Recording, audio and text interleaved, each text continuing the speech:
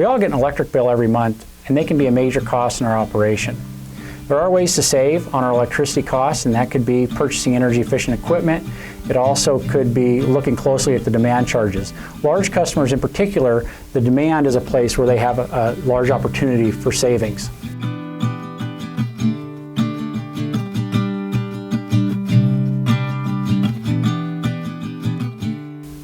Let's look at the major components of an electric bill, including the customer charge, usage charges, demand charges, and some of the other charges.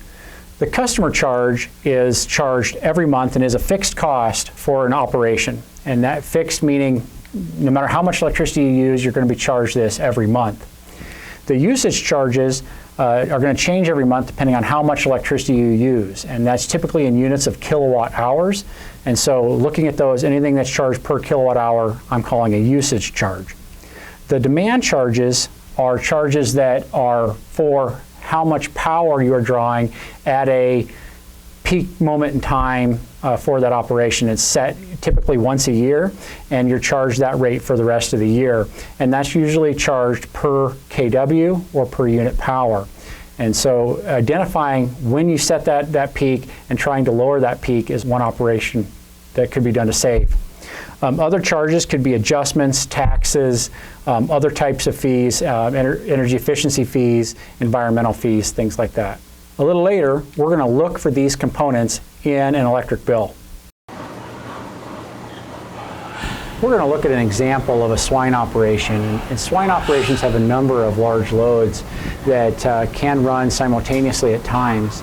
Those could be ventilation, water pumping, feeders, lighting, all of which are very large loads. And when those combine and run at the same time, we can set demand at those times. And so we're going to look at an example where maybe savings could be identified with respect to demand.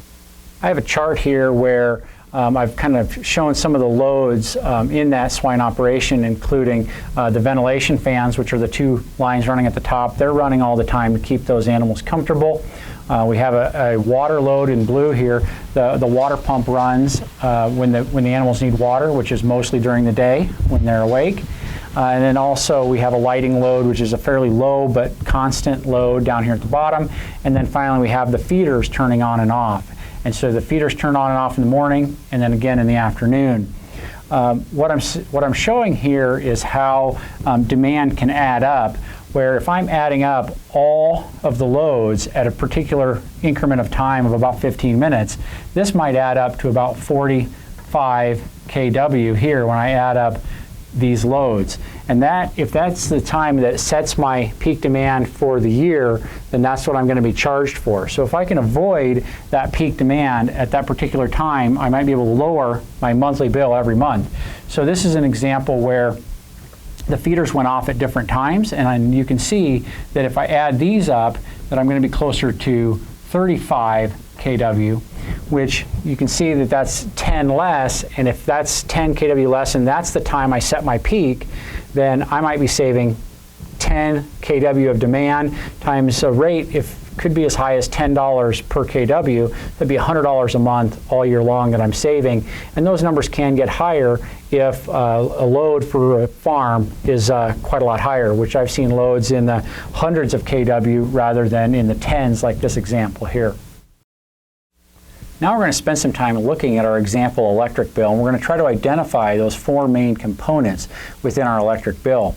You can see beside me here our example electric bill, and first let's look for that customer charge. That customer charge is clearly identified at the top at $3.25.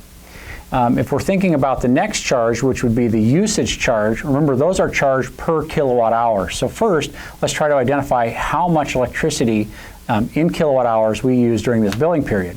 And so if we look at this bill, it says that we use 2,322 kilowatt hours during the billing period. And then we can look down that bill and identify all of the places where we're charged per kilowatt hour.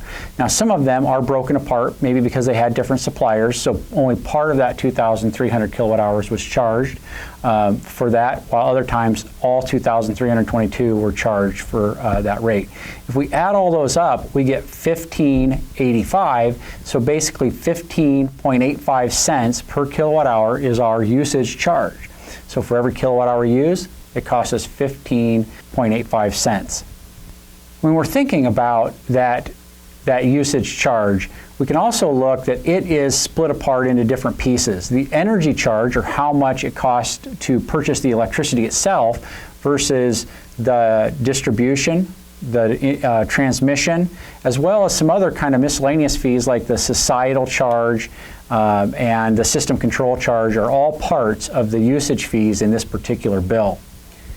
If we move on to demand, again, we need to figure out how much demand did we have for this particular bill. And remember, that demand is based on the peak use through your whole year.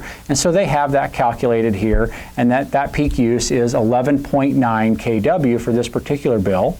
But then they actually made an adjustment to that and raised it to 14.9 kW, and that's because of the power factor, or all the machinery that was being used caused lower quality electricity, and they actually had to feed that facility more electricity to compensate for that. And that's called power factor, and so they adjusted that to power factor and got 14.9 kW as the demand charge. This particular bill charges by demand anything over 10 kW. So in this case, 4.9 was used over 10 kW, and they multiplied that times a rate of 3.16. So $3.16 per kW is the demand charge for this particular operation. Then there always is those miscellaneous charges, and you see interest and security deposit and other things. There is one charge on here that is negative, and so that's some of the adjustments that were made to try to clear up from previous billing cycles and things like that.